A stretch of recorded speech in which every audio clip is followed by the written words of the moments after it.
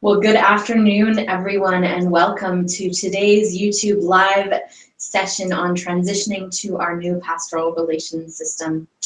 My name is Lauren Hansen, and I am thrilled to be here with you all today hosting this session, and I am delighted to be joined by Wendy Cranston and Deb Kiger.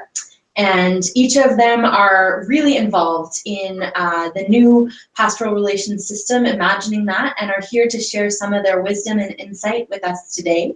I understand we have a number of people who are joined in live, so welcome to each of you, and welcome to those who will also be watching this session after the fact as a recorded session.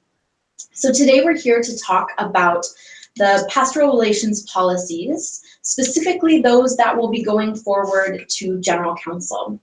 And as I've said, Wendy and Deb both have a ton of expertise in this area. Deb is the chair of the Permanent Committee of Ministry and Employment Policies and Services, also known as MEPS, within the church. And she is a volunteer on that committee and really involved in the pastoral relations work that will be going to General Counsel.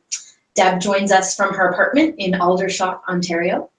And Wendy Cranston is the Program Coordinator, Ministry Personnel Administration at the General Counsel Office. And we're both here in Toronto. And what that means in terms of Wendy's position is that she is the lead staff for pastoral relations within the United Church. And she was also the lead staff for the Effective Leadership Project. So Wendy is really the lead staff person, and Deb is the lead volunteer who are doing this really important work on all of our behalf, and I'm thrilled to be joined by both of them today. So we'll jump right into things in a moment, but before we do, I want to just give you a little bit of housekeeping information. So today we have 45 minutes together in this live session. And Wendy and Deb both have some specific pieces of information that they will be sharing, and we will also have time for questions. So if at any point throughout this session you have a question, we really encourage you to share that with us. And we have some great folks who are monitoring all the questions as we go along, and we'll be passing those questions on to us. We will aim to get to as many questions as we can in the time that we have together today. But even if we don't have time for your question, we still want you to ask it, as all of the questions that are shared and asked today will be recorded and will be part of how this continues to unfold going forward. So essentially, we want to hear from you. The questions that we will be able to answer, as I said, we'll get to as many as we can. And the way that you ask your question is in the chat box, which is to the side of the screen. You should see a chat box there. You do have to be logged in to be able to ask questions. So that is just one piece of housekeeping. If you have an empty screen there and you want to be able to ask questions, you just need to log into YouTube to be able to do that. So I think that's all of the housekeeping we have. If you're having issues or have any specific questions about that, please ask, and our wonderful folks will get to that and let me know if there are any issues. But assuming that you can hear us and see us, you should be able to hear and see both Wendy, Deb, and myself throughout this time. I want to turn things over to Wendy and Deb, and I'm going to start with you, Wendy. So you and Deb are here to talk about our new pastoral relations policies. And I've heard information about a new covenant process and a new pastoral relations system. And I'm wondering if you can break that down for us. Are these the same things, a new covenant process and a new pastoral relations system? Hi, Lauren. Yeah, they are. When we first started to write the new pastoral relations system / new covenant process, we thought about naming it New Covenant Process, based on the language that was used in the conference or the work that came out of General Counsel. But we decided to move away from that just because there was so much use of the word covenant, and we didn't really want to cause confusion. That makes sense. Yeah. So the word covenant is used in many different ways. And so to avoid confusion, what did you do?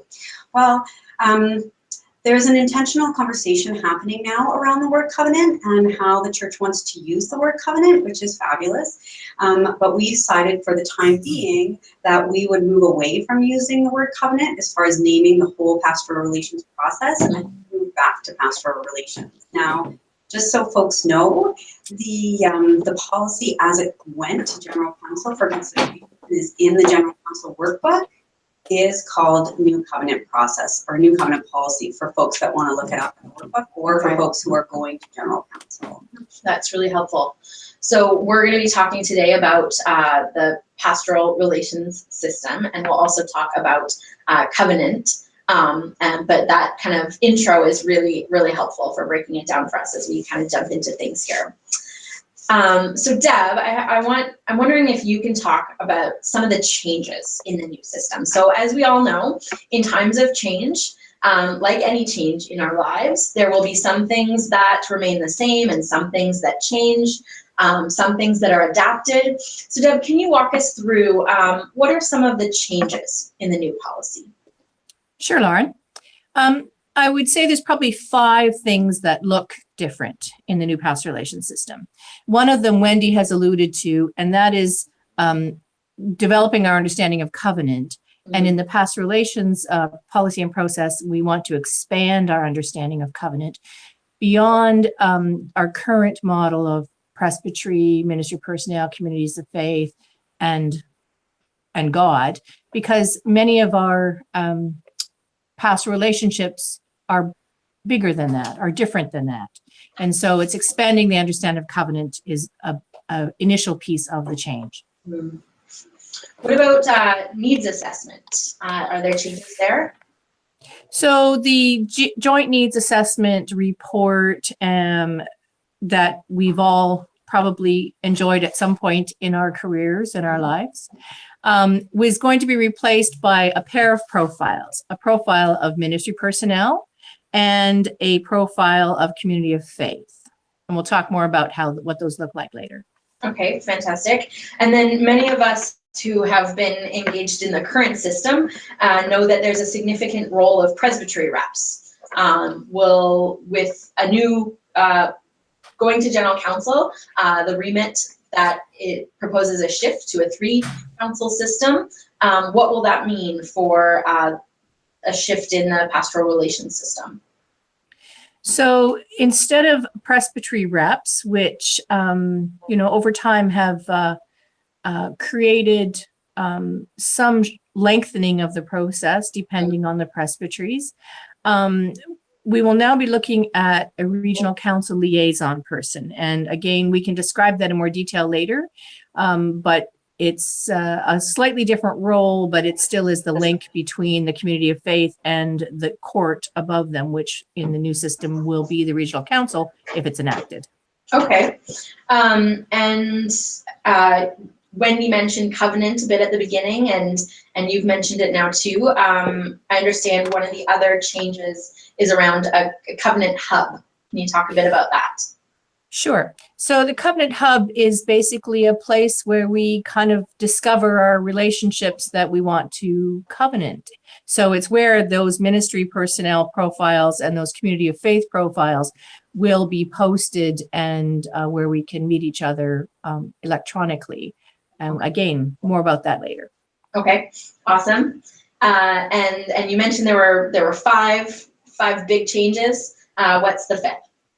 So the 5th is some policy change around when you need to have a congregational meeting. So some of the decisions that in the current system require a congregational meeting, we're proposing that those decisions be appropriately made by the governing body of the community of faith, which could be a council or a board or whatever, depending on the community of faith structure.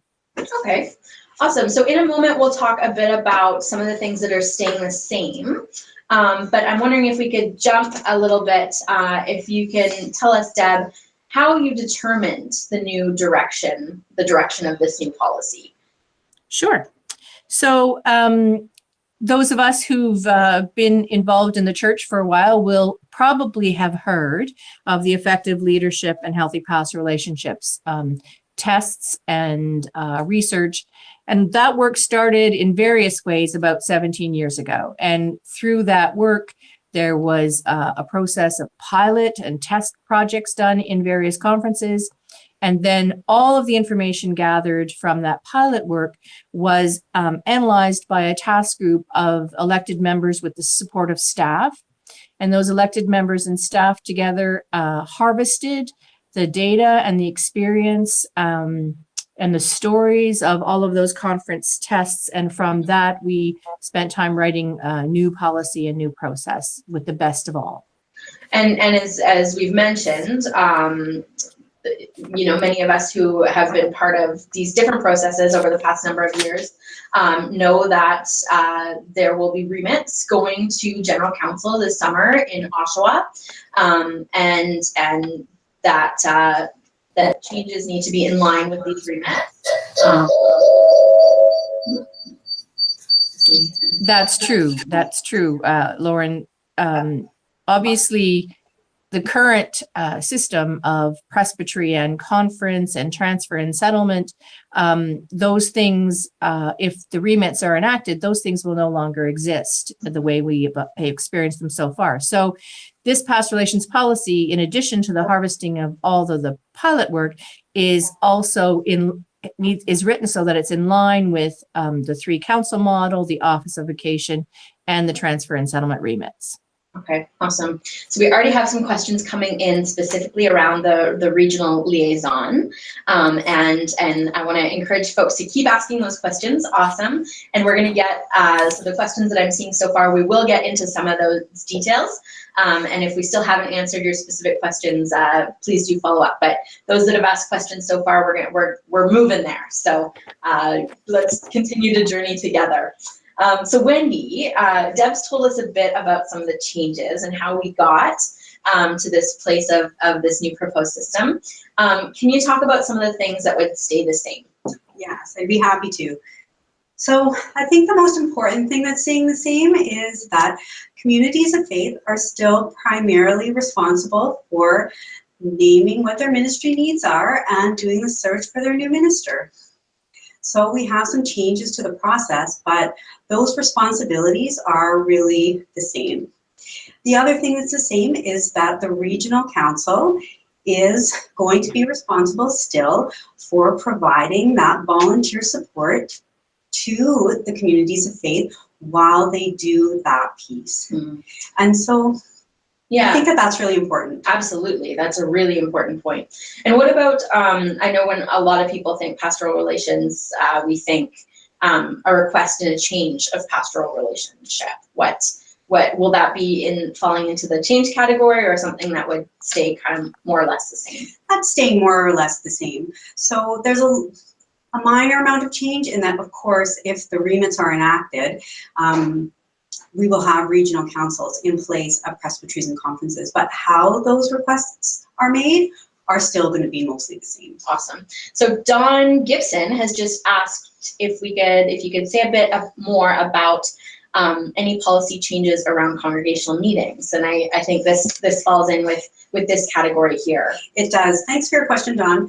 So the notice periods around congregational meetings are not changing. Okay. That is all staying the same. So folks who are members of congregations will still get the same amount of notice before a congregational meeting for pastoral relations and for any other meeting requirements for congregations. Okay, fantastic. Yeah, thank you, Dawn, for that question. So you mentioned there were a number of things. We've covered 3 so far. Wendy, what are the other 2 kind of big categories that will remain the same? So the other big piece, or the 2 other big pieces, are complaint policy. There's not any changes to how to lay a complaint, and I'm not going to go into a lot of detail around that because at the end of this time together, we'll tell you about the Office of Vocation meeting that we're going to have online, and that's coming up on May 14th, and we'll have a little bit more information about the complaint policy piece then. Yeah. But there's not a lot of change to how to lay a complaint.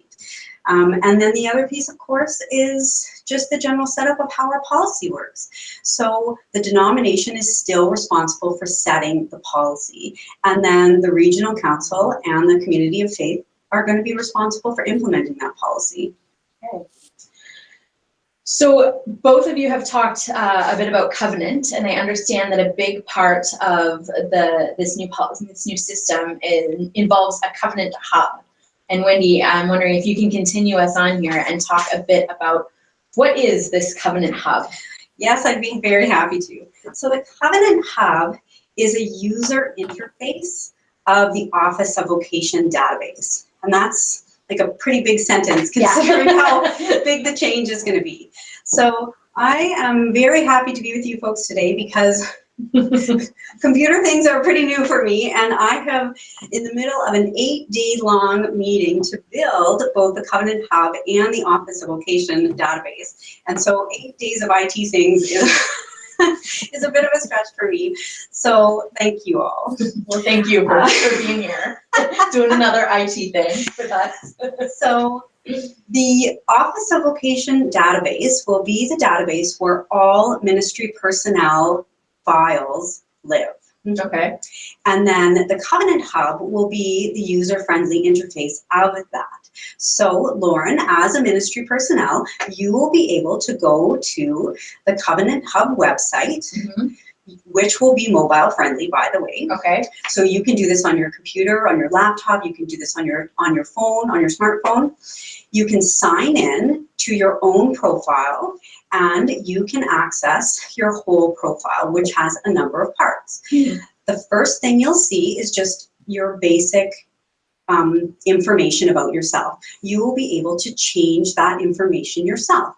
So if you move, you can change your address. If you get rid of your Yahoo email finally, you can update your email address. You can update your telephone number, those basic things. Okay. If you look through your whole work and service history with the church and realize, oh, that appointment that I had a number of years ago only goes until June on my appointment history, but in actual fact, I served at that church until December. You can submit a request to your Office of Vocation Minister to update your assignment record. Okay, so really beneficial to be able to see all of that information in one place. Yes. Will this profile be public? No. Okay. So the profile that is about you, your personal information, your assignment history, and the pieces that the Office of Vocation records, such as, your police records check, your continuing education history, your mandated pieces like, your boundaries training and those types of things. Those are pieces only you can see and the Office of Vocation Minister can see. Okay, that's really helpful. So minister or someone has their profile, and then if they're interested in searching out a new call or appointment, how do they do that on the Covenant Hub? Okay, so that's when another piece of your profile comes in. And this is a piece of your profile that can be made public. Okay. So this is the piece that you use when you want to be in search of call or appointment. And it includes your resume that you can post and your skills and gifts profile, which is a piece that would be an online form that's part of the Covenant Hub that you would fill out. And your skills and gifts profile, we'll call them categories of the profile, that we haven't formally decided on what the categories are going to be. That's some pieces that we're in lots of consultative conversation with different groups about. But some of those categories we hope will match some of the categories that are in the Community of Faith profile. Okay, so let's talk about that in a moment, but I want to just jump in with a question from Catherine Gamble. Catherine is wondering if the Covenant Hub would include retired ministry personnel. Yes, so it is the whole of the Office of Vocation database will include all ministry personnel of the whole of the United Church of Canada. And then if retired ministry personnel want to seek a supply appointment, then yes, they will be included in the Covenant Hub. Okay, and then as a bit of a follow-up on that, Richard Bott is wondering if the Office of Vocations database and Covenant Hub, the information in those places, gets propagated to the pensions and benefits and all those other places where information is sent? That is an excellent question, Richard. Thank you very much.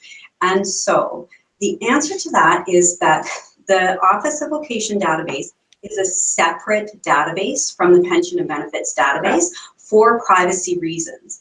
However, when you log into your profile as ministry personnel, what we're hoping is if you log in to change your address changing is a significant issue for ministry personnel, as you all know, that there would be an option to, I could sign in, I could update my address, and then there would be a little box that I could check that says, I give the Office of Vocation database permission to update the following or to feed this information to the other following databases. Okay. So that is an ongoing conversation that we're having as we build the Office of Vocation database with the other databases in line with Canadian privacy policy. So we're hoping that will be a possibility, but we're not 100% sure yet. Okay, awesome. Great questions. And one more on the Covenant Hub here. Gord Waldy is wondering about continuing education. Will there be a place for continuing education to be included in the profile? Gordon says currently it's not listed anywhere outside of the local ministry unit. So yes, it is our hope that there will be a place for ministry personnel to include their ministry education pieces within their online profile. Fantastic. So you've talked about a number of reasons for building the Covenant Hub, and we've talked mainly about from the ministry personnel side. What about a community of faith? What's their role and relation to the Covenant Hub? So, as ministry personnel would have profiles, it is our hope that ministry or community of faith would also have the ability to build an online profile when they are in search of ministry personnel, and that we would be able to include filters in the Covenant Hub so that each party would be able to search for the other. So, and that those filters would be built around the categories that we were taught that I alluded to earlier. And so the categories may be areas of ministry service, for instance, like pastoral care, worship, social justice ministry. The filters may also be geographic area or other things. As I said, we're still working on what the best categories would be with different consultative groups. Fantastic. So those of us, so I'm ministry personnel in Toronto conference currently, and different conferences have engaged effective leadership differently. To me, this sounds sort of similar to the effective leadership profiles that are those of us in Toronto conference might be familiar with, and I know different conferences currently have different ways of engaging that. Is it similar? It's a little bit similar to the Toronto project, but I have to say that when we harvested from all of the effective leadership projects, we really asked people to bring to the table what their best practices were from everyone's project and also what their challenges were. So what were the things that they tried out that really didn't work? So we knew that we didn't waste a lot of time on things that projects had already tried and found really weren't of service to either communities of faith or ministry personnel. So a huge amount of not only the harvesting, but then the reflection and integration of absolutely. Of those. Yeah, fantastic. Absolutely. So Deb, I'm wondering if you could talk a bit about the regional council liaison. We've mentioned it, and we already have some questions coming in about it, but can you tell us a bit more about this liaison position? Sure. So it's not exactly the same as the presbytery reps, but their place in the relationship between communities of faith and the higher court is the same. So they are the liaison. That's the word is very clear that they are the liaison between the community of faith who is seeking leadership, ministry leadership, and the regional council. And so they are volunteers. They are, the regional council is expected to provide enough liaisons for the pastoral relations context that they are in, and the regional council trains them and supports them. Okay. And is a liaison responsible to be at every meeting? Not every meeting. They are throughout the process from the time a change of pastoral relations has been requested until the time of a covenant at the end. They are a resource and a support for the community of faith. There are some times when they are expected to be present for the best, as a best practice, and other times they're just available as resource. And so we're talking about a liaison, but will regional councils have more than one liaison? I would expect most regional councils will need more than one for sure. Yeah. And again, it's all going to depend on the number of changes in pastoral relations that a particular regional council experiences. And that will vary across our country. Of course. So as you mentioned, there are these designated points in the process where the liaison would connect or be at a meeting and then have other ways for touching base with the community of faith. What are the primary responsibilities of the liaison for ensuring that a community of faith profile is complete, or what are some of the other primary responsibilities that they might have?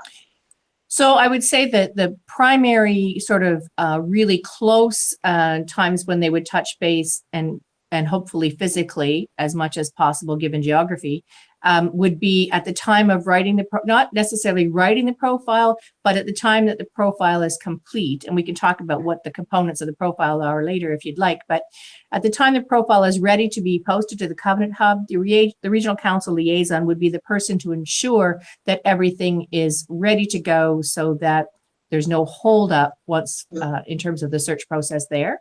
And then the other piece would be at the time of preparing to interview applicants or interview the shortlist.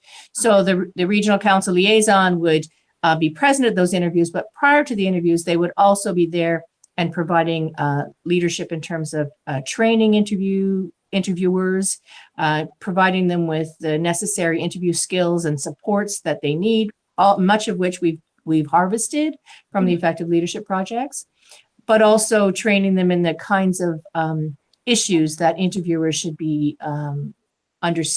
cognizant of as they're meeting with applicants. So Wendy, who's really the key role, who in the key positions that are responsible for pastoral relations in the new system? Lauren, very similar to how we function now. The denominations responsible for setting the policy and the regional councils will be responsible for implementing. So as we're familiar now, there are conference personnel ministers that offer the support. So in this new system, a liaison is a volunteer position, and we also are familiar in our current system with having staffed positions to support that. What does that look like? What does staffing look like in the new system? Well, yeah, the work that conference personnel ministers do still needs to be done in the new system, but the work that they won't be conference personnel ministers the way we see them now. But however, we will have Office of Vocation ministers who will be deployed to the regions, as probably similar to in terms of the spread of them across the country, probably similar to what we're seeing with the provisional executive ministers. So one Office of Vocation minister might be responsible for a few regions, but they would be deployed to that geographic area. And then each region will also have a regional council minister. And what exactly that looks like and what exactly those responsibilities are will vary with the region, I think. But at the very least, there will be an Office of Vocation minister and a regional council minister in the general region geographically to support pastoral relations work. So the contextual piece that Wendy mentioned, or that you mentioned, Deb, in the last section around the liaisons, that the regional council will determine how many liaisons, and that will really emerge within the regional councils. Similar here, the context of each regional council will illustrate what the needs are there. Okay, so we have a question from Terry Davies, wondering if regional council liaisons are appointed by the region. Deb, I think you mentioned that earlier. So I mean, they would be volunteers, similar to, a lot of the folks who work in pastoral relations in the presbyteries and the conferences now are volunteers. Yeah. And I think could be a combination of the regional council seeking out appropriate individuals and appropriate individuals saying to the regional council, I love doing pastoral relations and I would like to be part of this new model. So I'm not sure if appointed would be the right language, but certainly there will be a process of selecting and nominating and certainly training as well. Okay. That's helpful. So a few questions coming in around at this point in your work and your planning, do you have a visual of how this might look? So Brad Morrison has asked, is there a map or a graphic that might describe this visually? Wendy, go ahead. Do we have a graphic? We don't. Okay. But that is a great question because it plants the seed for how we might think about resources. Yeah. So thank you for that, Brad. Lauren, I could add that while we don't have a graphic, I can describe it as a 10-step process. Okay. But we don't need to go into that at this point because it doesn't necessarily answer the question. But. Yeah, well, we'll get there in a minute. Before we do, Wendy, so we've talked about some of the possible staffing configurations or staffing roles. We've talked about the liaison being a volunteer position. Will we need other volunteers in this new pastoral relations system? Yes, yes, we will. We will. One of the challenges, I think, in describing exactly what pastoral relations is going to look like is we don't wholly know yet.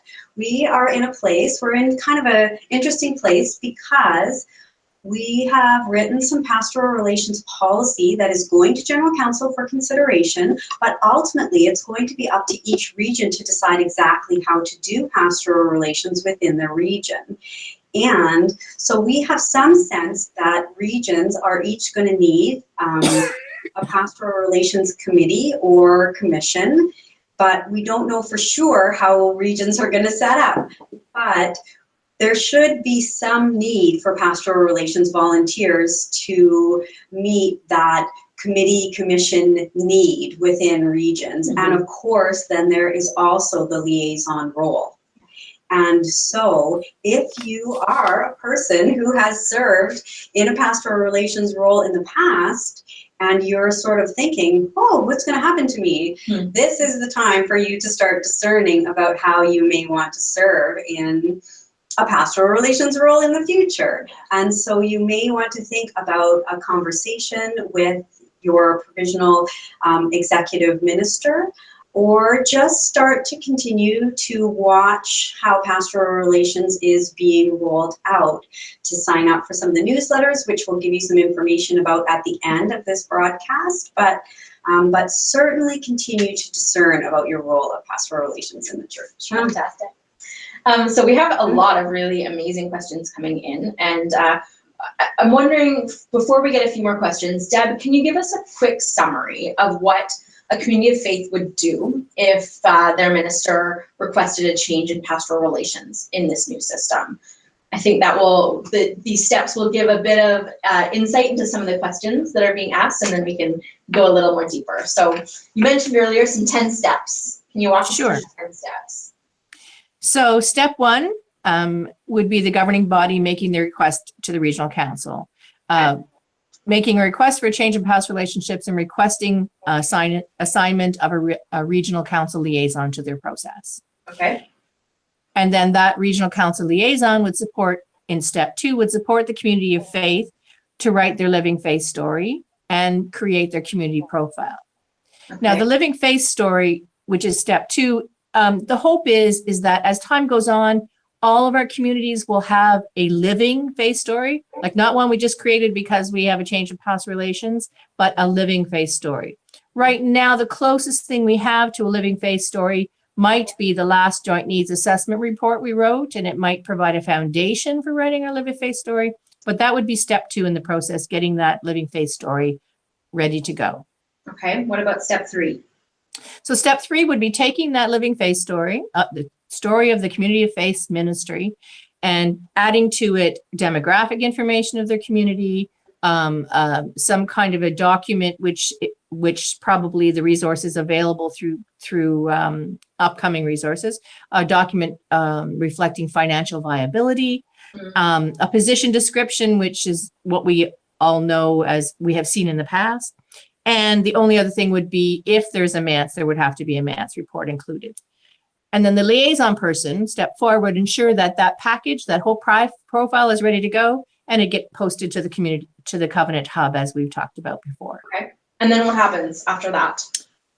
Well, then the hope is that the community of faith and several ministry personnel have found that on the Covenant Hub that they have some things in common and they would like to meet each other. So the community of faith would shortlist those folks, and then the liaison would prepare that community of faith, the search group that community of faith is assigned. It would prepare them by training them in interview skills and making sure that they have an awareness of human rights and racial justice and disability justice and trans and gender justice and the meaning of being an intercultural church and the meaning behind the UN Declaration of the Rights of Indigenous Peoples. Mm-hmm. Okay, and then how does the search committee use the Covenant Hub? So as Wendy described previously, they would maybe match some categories. They'd make their short list. They would send a note through the hub to the folks that they're interested in seeing, and those folks could then the communication would begin between ministry personnel and communities of faith, and possibly inviting them to interviews, to a first round of interviews, at which the regional council liaison would be present to accompany them. Okay. And then we move into an interviewing stage. What does that look like? So it probably doesn't look much different than what we do now. The resources might be enhanced as a result of the harvesting of the effective leadership projects.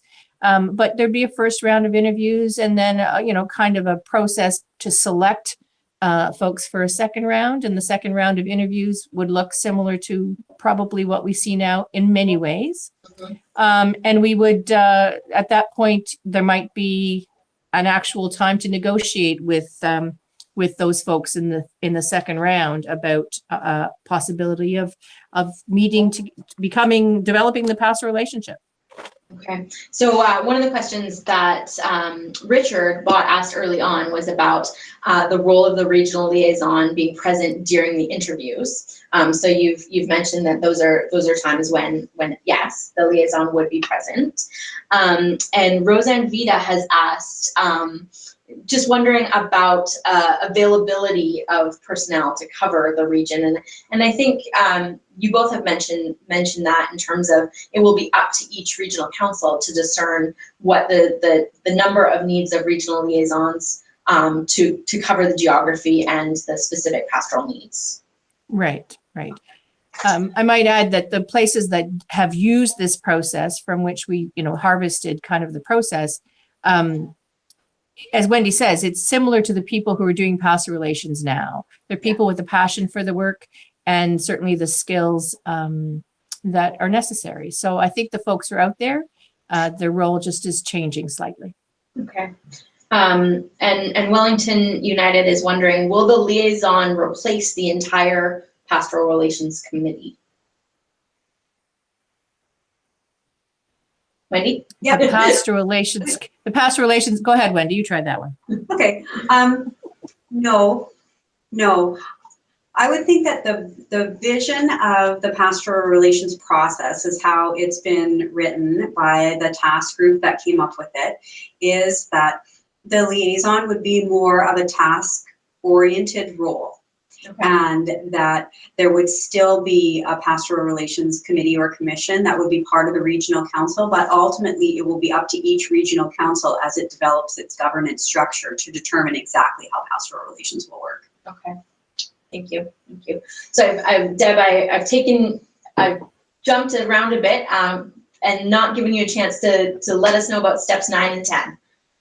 So step 9, again, doesn't look very different from what we do now. It would be the time at which an offer was made to ministry personnel, that a congregational meeting was called to vote on becoming a team with that minister, and there would be a report to regional council of that offer and that decision. The liaison would be present at that congregational meeting, and then step 10 would be the final step, which is to covenant together, and that covenant would be all of the parties involved in the covenant. So it might not just be the pastoral charge, it might also be a social ministry in the community that is part of the ministry that the personnel will be involved in. So Deborah's wondering, Deborah says, if I'm looking for a position, will I be able to contact directly a community of faith? Go ahead, Wendy. That is a good question. So how the policy has gone through the permanent committee and the general council executive is that the covenant hub is going to be mandatory for all ministry personnel. So that doesn't necessarily mean that that there isn't going to be any human relationship between ministry personnel and communities of faith, but that in order to formally come together, that the profiles do need to go through the covenant hub. Okay, so we've had another question on the topic of what's mandatory. Will the filters be mandatory matching or switches for both the ministry personnel and the communities of faith? So the filters aren't going to be mandatory, no. If the profiles will be, like, people will have to post their profiles, but if there is a community of faith out there who wants to go through the profile of every single minister in the United Church of Canada who's available for call to see if they can find a call, then God bless them. Mm-hmm. Great. And another question here from Sendo, saying the Covenant Hub sounds quite efficient, and saying, as someone originally from Asia with a non-English name, Sendo is wondering if the community of faith would easily recognize names and make assumptions based on that. So we had a lot of conversation about that and a lot of other intercultural concerns that were raised throughout the creation of this process. And one of the pieces that we had a conversation about, and actually the whole Covenant Hub process originally went to the permanent committee and had profiles anonymous. But ultimately, the permanent committee decided that profiles would not go anonymous because there was a majority feeling that a profile would never truly be anonymous, especially in large swaths of our church that are rural and smaller communities. And so in trying to create a balance, we decided that the permanent committee decided that the profiles would be posted and not be anonymous, but we would balance that with heavily resourced training of search committees. Okay. So I don't know if that answers your question well or not. Fantastic. Well, yeah, it's important to hear some of the discussion that's gone into that, and to know some of the background. So thank you for that question. Can I just say one more thing, Lauren? We are still, as we continue to develop this pastoral relations process, and as we move closer to general council, and the council will consider the pieces of policy, we are continuously having conversation with the Indigenous Church Caretaker Circle, with Trans and Gender Justice Advisory Committee, with Intercultural Church Advisory staff, with a number of different groups in order to try to ensure that we have the best and most suitable pastoral relations policy for the whole of the United Church of Canada in all of our diversity. So we're I don't think we'll ever have a perfect policy, but we're really making an effort to try to have a better policy than what we had before.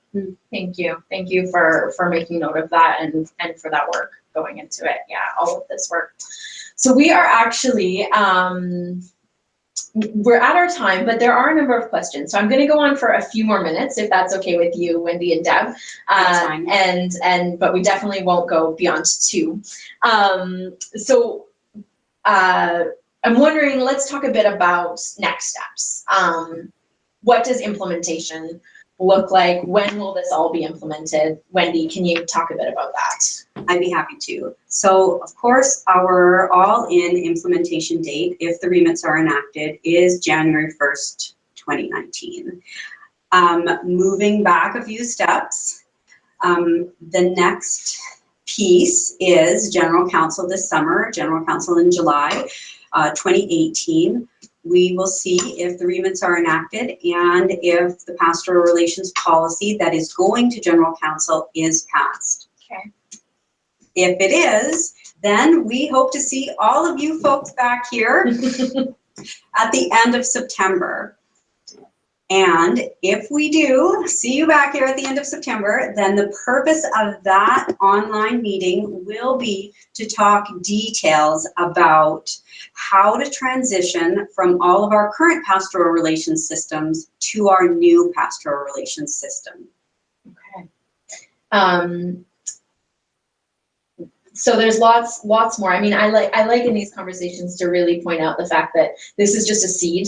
There's no way we're going to cover everything today, and that this is an ongoing conversation across the church. And so as Wendy has mentioned, there will be other opportunities for conversation like this. As Wendy mentioned at the beginning, on May 14th, there will be another one of these YouTube live sessions on the Office of Vocations. So I hope that you'll mark your calendars for that and join us for that one.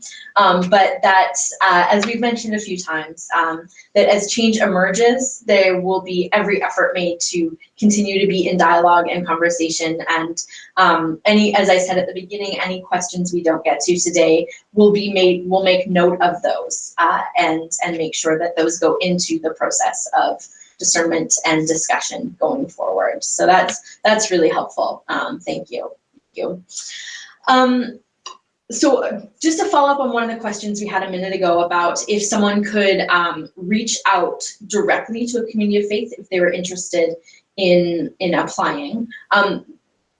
The specific of the question was, would the individual contact, would someone be able to make individual contact on the hub? Is the hub a platform for that? Oh, yes. Okay. So Lauren, if you were posting your profile as available for call, the specifics of how we're visioning that to work is that you would fill out your skills and gifts profile, attach your resume, and then there would be some kind of submit button where you would submit your profile to your Office of Vocation Minister, and the Office of Vocation Minister would give it a once over to make sure it was all filled in, basically, and then post your profile as available for call. Okay. And then any community of faith who saw your profile and thought, oh, we would really like to get in touch with this person, would be able to click on your profile somehow. We haven't figured out the specifics of exactly what it's all going to look like yet, and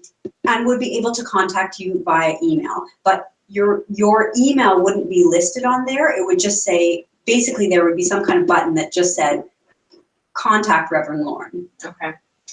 And what about a question wondering about any variations for DLM, ordered ministry, diaconal ministers, or lay staff people?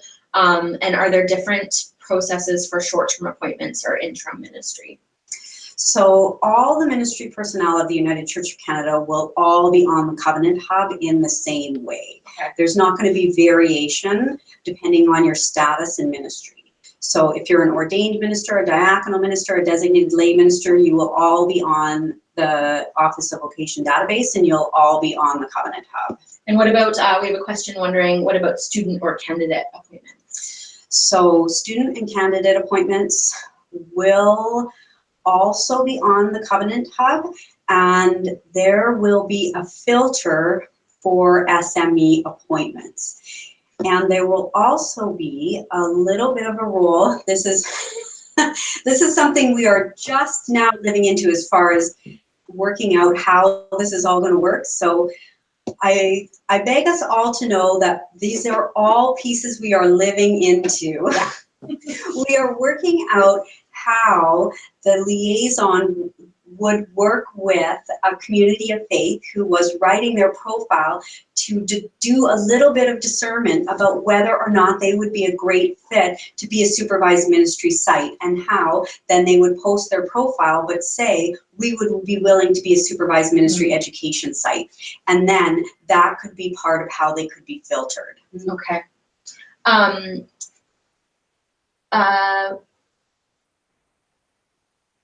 I want to go back to confidentiality because it looks like there's a lot of questions coming in about that. Just specifically around someone posting their profile and making it known that they are in search of a call. What does that mean for the community of faith where they're currently serving? What happens? So the community of faith, based on this Covenant Hub, would they know that their current ministry personnel is looking? What we're talking about right now is that in search of call or appointment from either end would work sort of the same as our availability list works now. So ministers who've listed their profile as available for call would only be able to be seen by churches who are also have profiles listed as in search for call or appointment. Okay. Fantastic. So there are a few other questions that we will, as I've mentioned, we'll make note of. From some of these events, we have some FAQs that come out after, but as we've mentioned, we will definitely have follow-up conversations. Wendy mentioned the end of September, and again, I want to just highlight May 14th for Office of Vocations.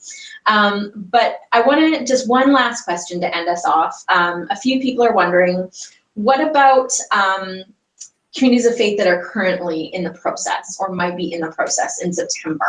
So Jennifer Canning is wondering, is there any point in introducing some of these ideas, for example, the Living Faith story, to ministry units who are looking to do JNACs that would start up in the summer? What's your recommendation there? Okay, so it is a challenge for folks who are going to be in the middle of a process of their own when we're looking at changing the whole church's process. And I recognize that that is a challenge, and it creates a little bit of stress amongst communities of faith.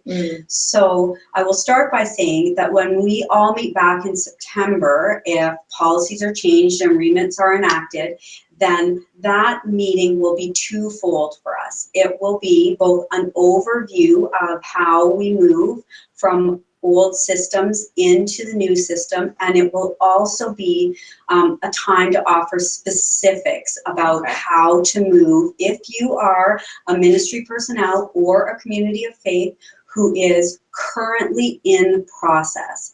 We will offer some very specific details about how you move from the current process that you're in into the new process.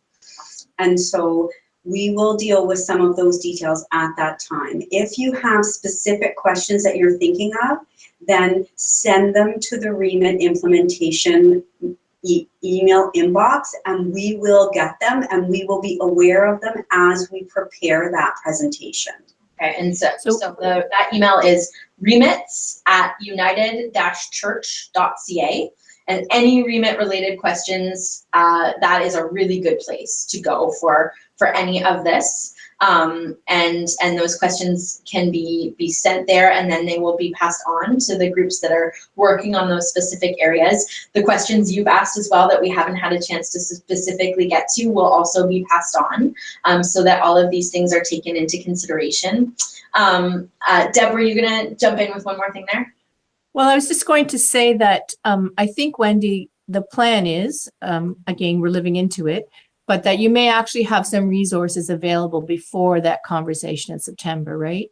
Yes. Yes. So that might be helpful for folks. Thanks for that, Deb. So it is our intention to have all of the new pastoral relations resources available for September. Okay. So that will be of assistance to people as well. So then there will be some decisions for communities of faith about, well, maybe we'll just start to look at the at the new living faith story. Okay, great. Well, we are unfortunately at our time, and it has really flown by today. And the engagement of our participants has been just phenomenal. Thank you all for really being here with us. I know sometimes across time and space in this way can feel a little funny, but I really felt like we have been in conversation. And thanks to Deb and Wendy for all of the work that is going into this. It really is incredible, and for taking the time today to share some of that with us and answer some of the specific questions. Again, I want to point folks to the remits email, remits@united-church.ca. And I also want to invite people to go to the United Church website and search Remit Implementation in the search bar. And you can find lots of information there on the remit process and implementation. And also, did you know that there is a remit implementation newsletter, a fabulous place? And that might be where some of the questions that we didn't get to today, you could see answers coming up there as those newsletters come out that are addressing some of the questions and discussion that's going on around the church. So to get that newsletter, same thing from the United Church website, you go to the remit implementation page and you can sign up for the newsletter right there. So thank you, everyone, and blessings on your day. Thank you, Wendy, and thank you, Deb. And we'll see hopefully everyone on May 14th for our Office of Vocations discussion. Take care. Thank you. Bye-bye.